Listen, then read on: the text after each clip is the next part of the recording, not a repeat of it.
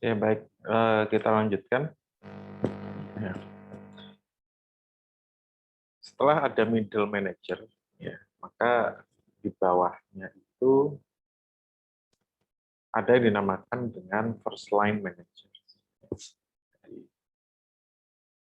ini adalah eh, sekali lagi bahwa job title-nya itu tidak harus manager ya.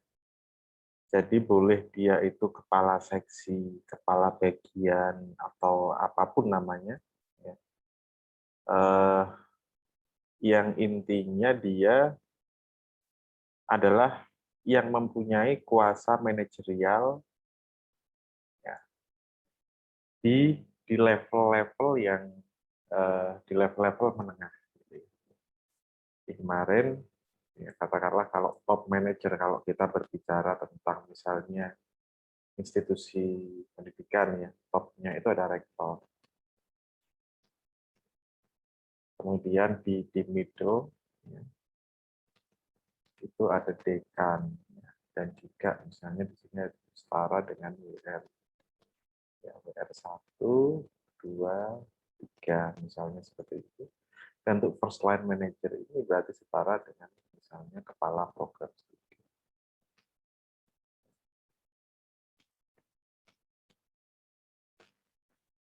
Nah, di sini tanggung jawabnya ya mengelola kinerja karyawan baru.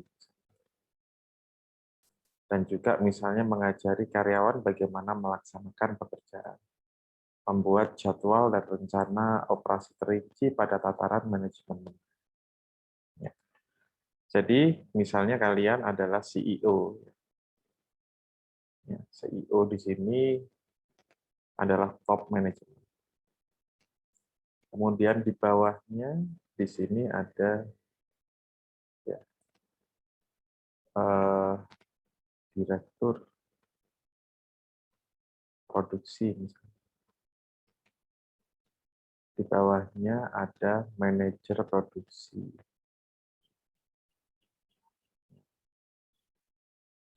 Di bawahnya ini ada supervisor. Ya, misalnya ke teman-teman yang kemarin katakanlah PKL di perusahaan, kurang lebihnya strukturnya jadinya seperti ini. Ya. Kemudian berikutnya adalah tim leaders. Tim leaders ini berarti dia ada di subsistem yang paling kecil di dalam organisasi, di mana dia sudah memiliki timnya. Tim. Berarti misalnya ada sekelompok, misalnya ada sekelompok apa operator produksi ya. Ya. Ada katakanlah ada 5 operator produksi, di sini ada koordinator. Misalnya di sini ada kalau usahanya itu adalah misalnya di bidang makanan ya, di bidang makanan seperti itu berarti ada beberapa orang yang bekerja dalam shift tertentu kemudian dikepalai oleh sebuah koordinator shift. Artinya di sini adalah memfasilitasi kinerja tim yang ada di dalam wewenang tanggung jawabnya. Ya, kemudian dia mengelola hubungan eksternal ketika dia harus berkomunikasi tim tersebut, dan dia membina hubungan internal. Jadi, sebagai sarana, sebagai cara berkomunikasi kita ya kepada entitas di luar tim tersebut. Nah, baik, peran manajerial ya. Ada ketika kita membentuk sebuah sistem, tentunya ini berelasi dengan struktur organisasi.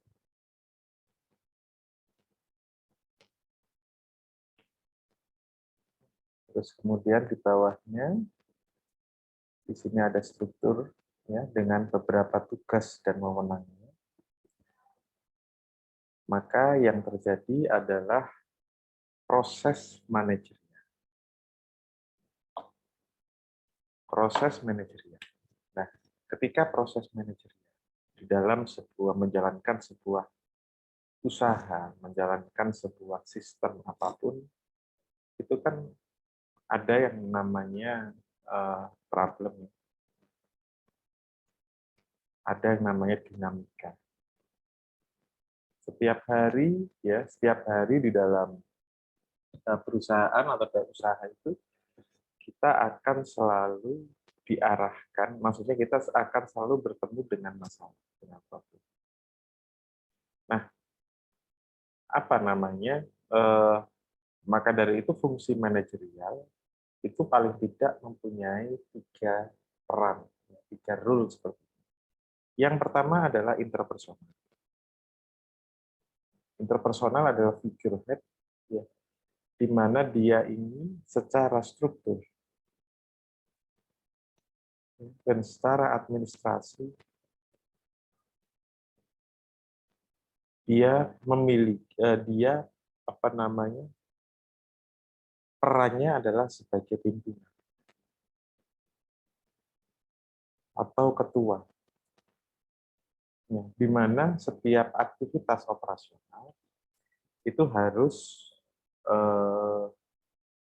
maksudnya ini menjadi tanggung jawab bagi seorang pimpinan ketua untuk membuat aktivitas operasional dalam usaha tersebut atau dalam organisasi tersebut berjalan dengan baik.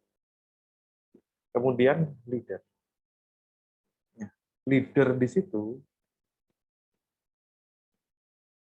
ya, ini lebih ke arah psikologis.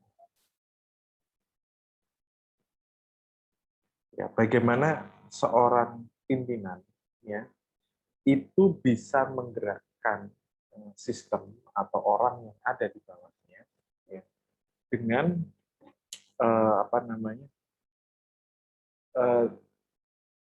dengan leader yang mempunyai kualitas yang baik.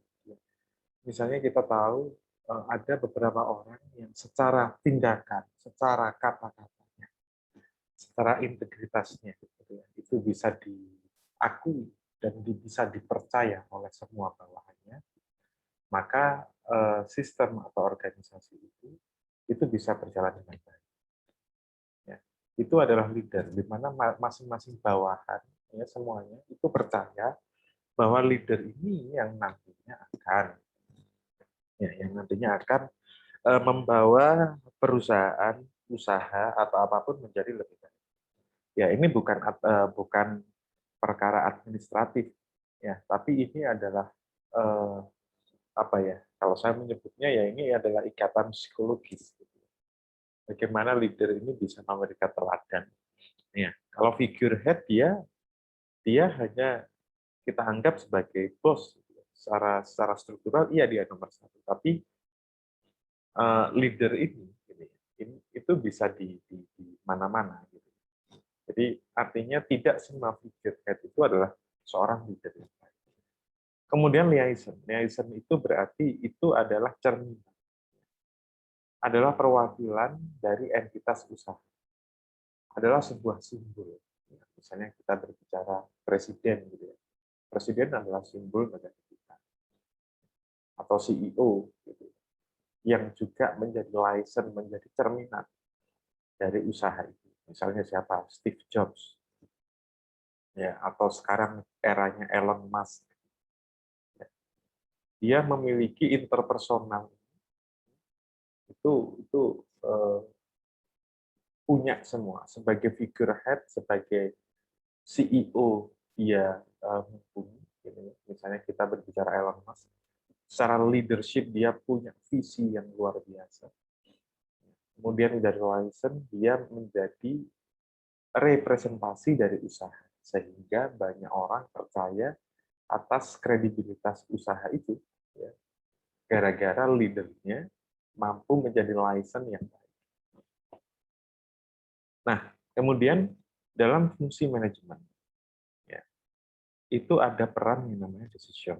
Ketika kita berbicara tentang ada problem, ya, ada problem yang harus diputuskan, kita mengambil langkahnya. itu manajerial itu harus bisa mampu mengambil keputusan dan mempertanggungjawabkan apapun hasil keputusan. Jadi kita nggak bisa gitu ya melemparkan tanggung jawab, takut mengambil keputusan, hanya cari aman segala macam, nggak bisa kayak gitu. Karena memang keputusan itu harus dibuat. Maka di dalamnya ada skill, ya, ada yang namanya soft skill. Ya. Di sini ada entrepreneurial. Ya. Jadi di sini adalah keberanian kita mengambil keputusan itu menjadi sangat penting. Baik kita sekarang dalam konteks membahas kewirausahaan, ya, ataupun kita bekerja nantinya di perusahaan tertentu.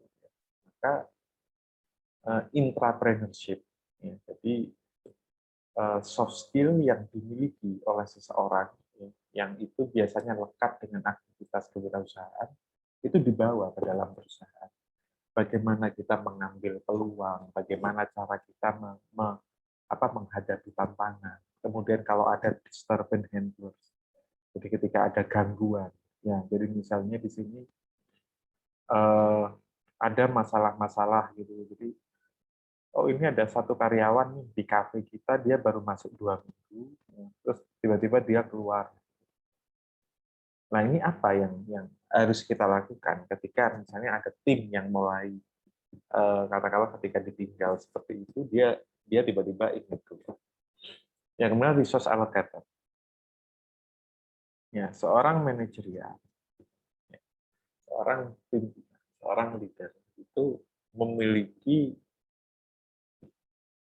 keterampilan di dalam mengenal resource yang dia miliki, mengenal dengan baik masing-masing personel, apa kelebihannya, apa kekurangannya, dan nantinya dialokasikan atau diletakkan kepada pos yang paling sesuai untuk dia. Kemudian negosiator. Kita dalam menjalankan sebuah usaha lekat sekali dengan negosiasi. Kita modal minim, ya. Tapi kita butuh misalnya raw material. Ya. Kita akan nego, bagaimana kalau misalnya bayar mundur? Bagaimana kalau seandainya sistemnya adalah katakanlah di sini ada retur, ya, misalnya ke supplier. Itu butuh kemampuan negosiasi. Karena masing-masing mereka menyelamatkan kepentingan sendiri. Ya, jadi ketika kita bernegosiasi, itu asumsi dasarnya adalah siapapun yang bernegosiasi itu memiliki kepentingan dan masing-masing memperjuangkan kepentingan. Dalam seni bernegosiasi dikatakan bahwa kejelian kita untuk mendapatkan win-win. Jadi kita tidak boleh menang sendiri. Kita harus ada mencari solusi yang sama-sama menang dengan siapapun yang kita ajak untuk bernegosiasi. Kemudian informasional. Ini seorang leader, seorang manajer, ya, itu harus memonitor, melakukan fungsi monitoring. Setelah dimonitor, dia melakukan analisis. Dan hasil analisis didiseminasi, diungkapkan, ya, diceritakan. Ini sebenarnya ada masalah di mana, gitu. Jadi misalnya gini, seorang manajer, ya, dia punya yang namanya tren penjualan. Ya. Dia punya yang namanya katakanlah rekapan tenaga kerja. Dia punya yang namanya katakanlah ada rekapan, ya, rekapan cost, ada rekapan biaya. Nah, seorang manajer itu harus bisa meramu data-data ini yang seakan-akan nggak berhubungan menjadi sebuah informasi Yang ini sangat berguna untuk decision making. Ya. Jadi ditanya, ini kenapa penjualan bisa turun ya, di titik tertentu? Ya, itu harus bisa dideterminasikan. Kemudian spokesperson untuk menjelaskan ya setiap fenomena yang terjadi sesuai dengan area bidang kerja. Ya, dia bisa menjadi juru bicara untuk mewakili divisi, mewakili tim, mewakili perusahaannya ketika dia berkomunikasi dengan pihak lain. Oke.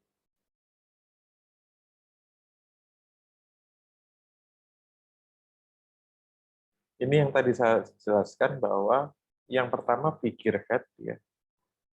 Figurehead itu adalah ya jabatan.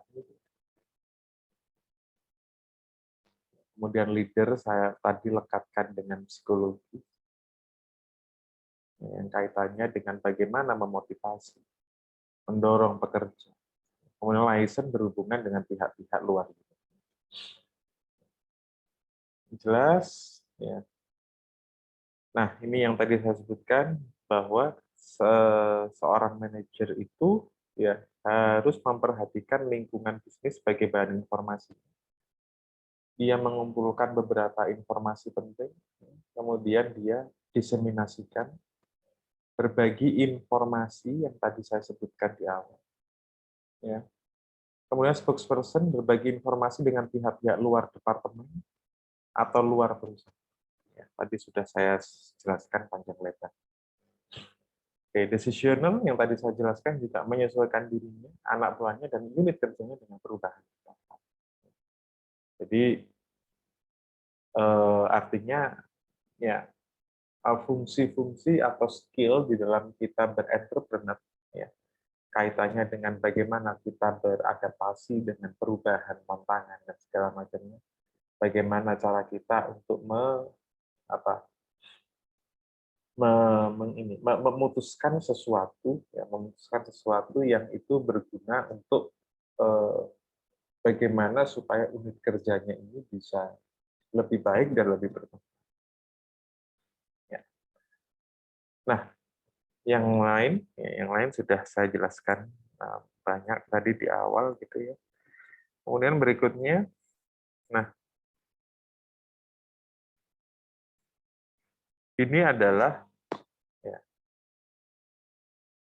kita perhatikan seriesnya dulu. Biru adalah top managers, ya, kemudian merah adalah middle, ini adalah first line manager, dan ini adalah team leader. Ya. Mulai dari kiri ke kanan. Ketika kita berbicara tingkat kepentingan, ya, bahwa kita lihat di sini human skills. Human skills itu dibutuhkan mulai dia team leaders sampai dengan top. Apa human skills ini? Kita sering mendengar kalau di marketing itu namanya soft skill. Ya. Jadi bagaimana kita itu berinteraksi dengan orang lain.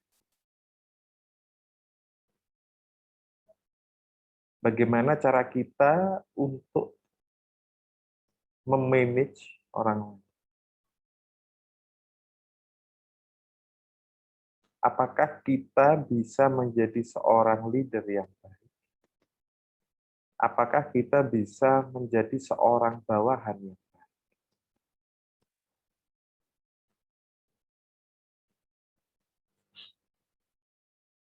Kita lihat di sini, high importance untuk semua posisi dalam hal human skills. Ini yang kita pelajari di kuliah. Kalau kita sekarang di kuliah itu terlalu banyak lihat HP, kita akan gagap ketika bertemu manusia. Jika kita sekarang terlalu sibuk dengan media sosial, ya, kita akan kesulitan. Ya, nantinya ketika harus mengepalai sebuah tim. Jadi apa namanya?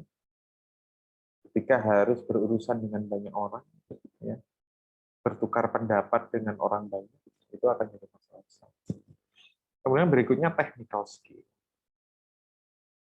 Technical skills ini itu harus dimiliki oleh tim leader karena dia ada di, kita ibaratkan, dia yang paling dekat dengan lantai produksi.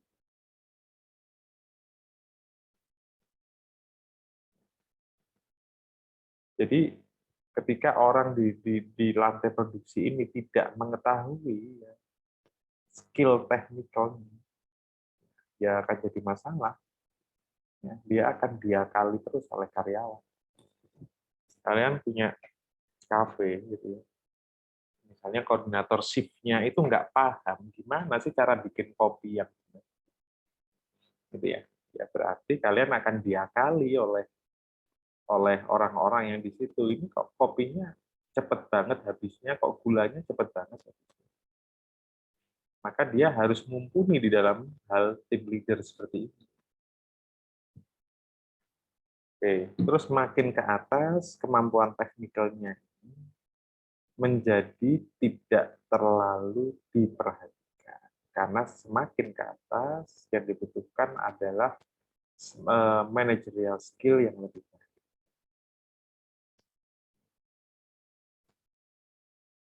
Kemudian motivation to manage. Jadi memotivasi bagaimana dia itu sangat apa ya, sangat tahu apa yang akan dia tuju ke depan. Ya. Itu adalah tugas dari top leader ya yang sebelah kiri ini. Karena dia yang paling tahu ini usaha, ini perusahaan itu mau dibawa kemana. Maka dia akan yang paling termotivasi untuk menularkan pengetahuan visinya kepada seluruh karyawan yang ada di bawah. Kemudian konseptual skill. Sekali lagi, ini skill-skill konseptual, bagaimana cara kita mengambil keputusan, bagaimana cara kita untuk memanage perbedaan, bagaimana cara kita untuk kemudian menentukan prioritas. Itu tentunya ada di top. Oke, kita lanjutkan. Ya. Kesalahan yang dibuat oleh manajer, atau dalam konteks ini adalah kalian sebagai pemilik usaha, CEO,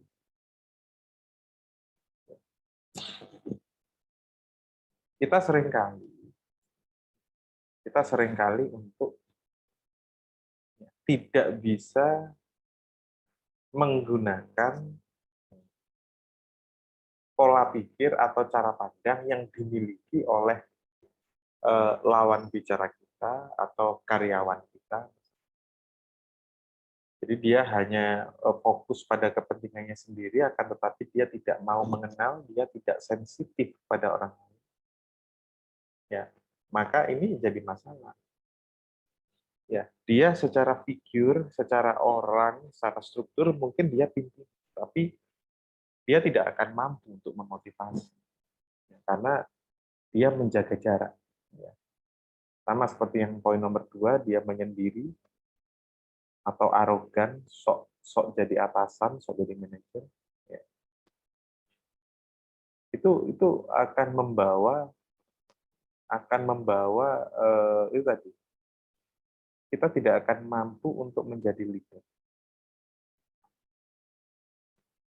Mengkhianati kepercayaan, baik dari atasan ataupun dari bawahan. Ya, bentuknya macam-macam. Ya, bentuknya bisa berupa korupsi, ya, atau hal-hal lain yang itu secara etika tidak layak.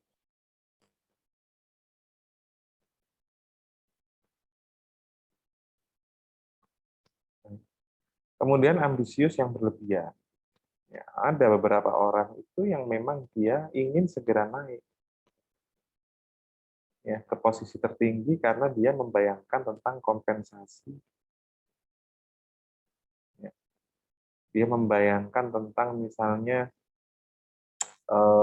dia intinya berkeinginan untuk bisa segera ada di top manager.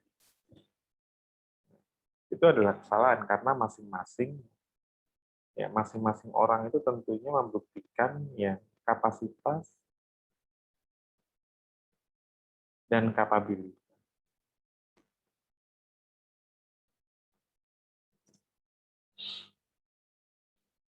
Kemudian overmanaging, tidak mampu untuk mendelegasikan atau membangun. Kalian nanti kalau bekerja di perusahaan, ini kita berbicara sedikit tentang peran dari S1, ya harapannya dia nantinya desain untuk sarjana S1 itu adalah mempunyai bawahan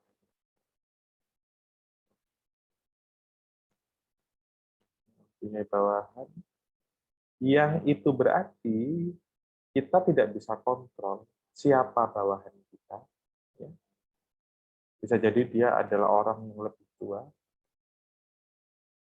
bisa jadi dia adalah orang yang lebih berpengalaman.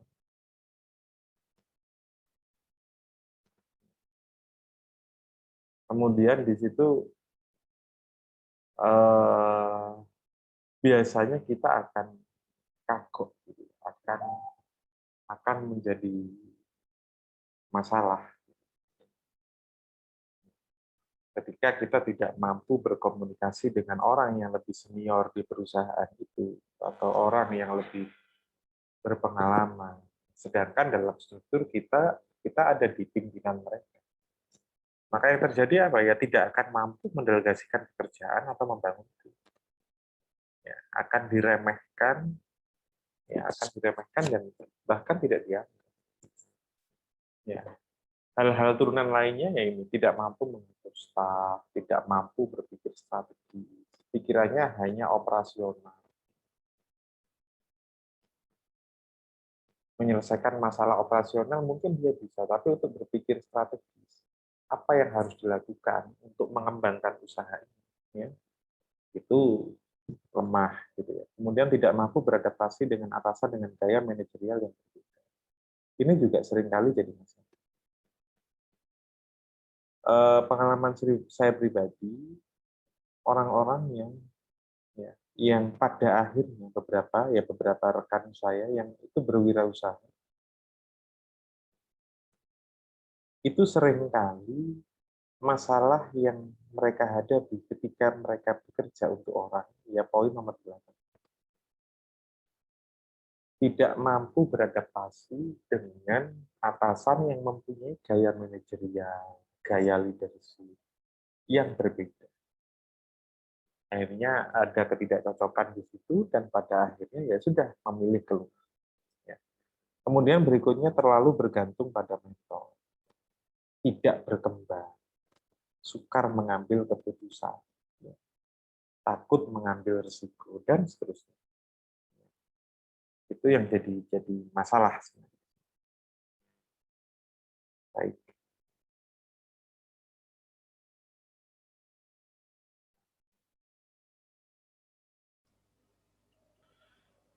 Baik, berikutnya adalah ketika kita bekerja sama dengan orang lain, ya, di mana masing-masing orang yang ada di dalam tim kita, mereka memiliki tugas, wewenang, keahlian yang spesifik.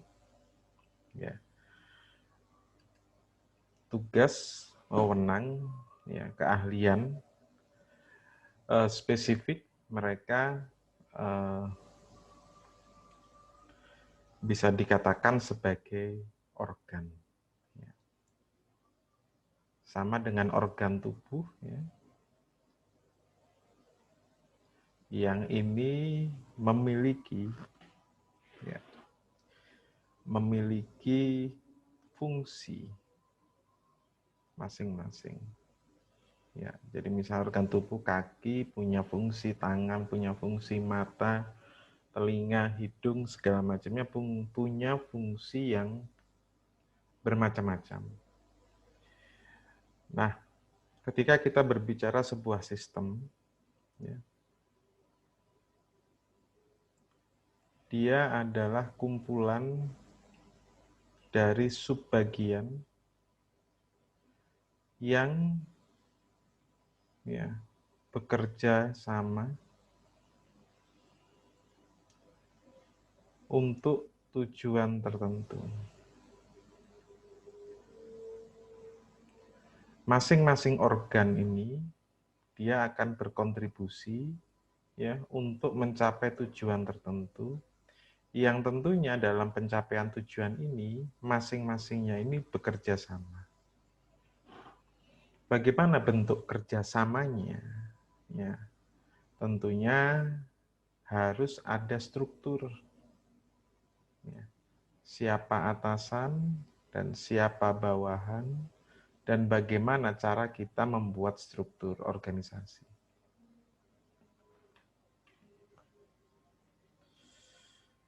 Nah, di dalam struktur organisasi yang pernah dilihat oleh rekan-rekan semuanya, secara umum, ya, bentuknya ini ada dua model gini.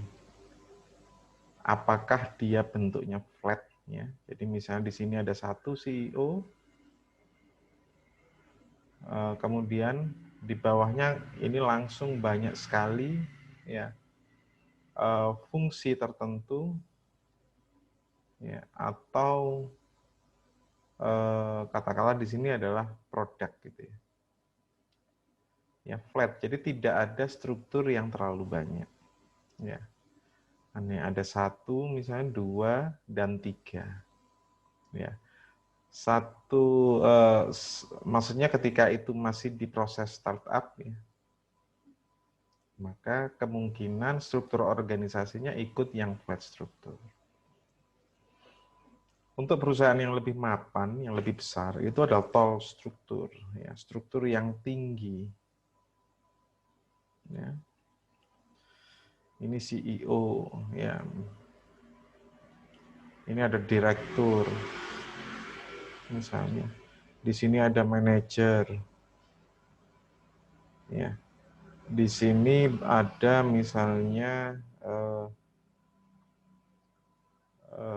supervisor. Di sini ada tim leader. Dan yang terakhir biasanya adalah operator produksi. Ya.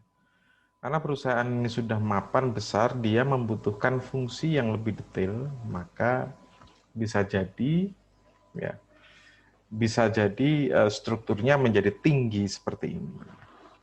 Ya. Nah,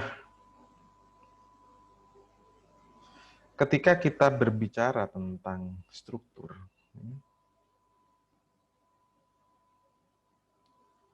berarti kita sedang membicarakan tentang span jangkauan dari proses controlling. Ya.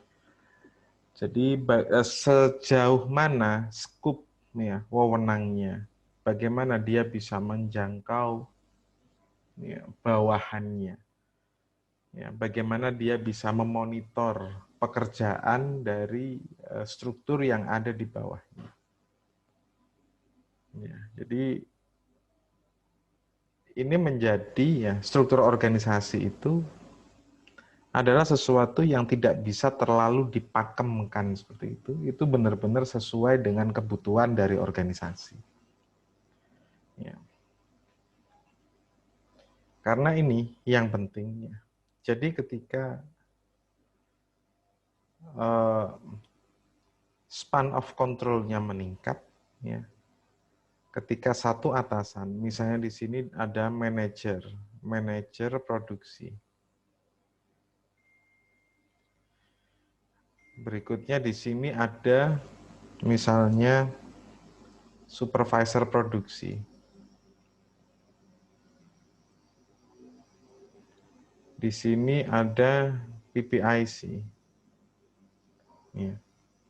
Nah, manajer produksi ini akan mempunyai span of control terhadap dua subordinat di bawahnya. Ya, ada X, Y, Dan seorang manajer ini juga harus memantau relasi antar dua entitas yang ada di dalamnya. Ya, jadi misalnya ketika ada permasalahan yang melibatkan divisi yang ada di bawahnya, maka seorang leader harus turun untuk menyelesaikan masalah tersebut. Semakin banyak span of control-nya, jadi misalnya yang menjadi subordinatnya ini ditambah, yang awalnya hanya misalnya 2, seperti ini, maka dia akan ditambahkan 1 aja, gitu ya. Maka relasi atau tanggung jawab itu juga akan meningkat, gitu ya. Jadi bagaimana dia mengkontrol dari masing-masing subordinatnya ini, misalnya ada 1, 2, 3, dan masing-masing juga memiliki relasi. Ya, bagaimana kita memanajemen relasi itu agar dipastikan itu sesuai dengan apa yang diharapkan oleh perusahaan.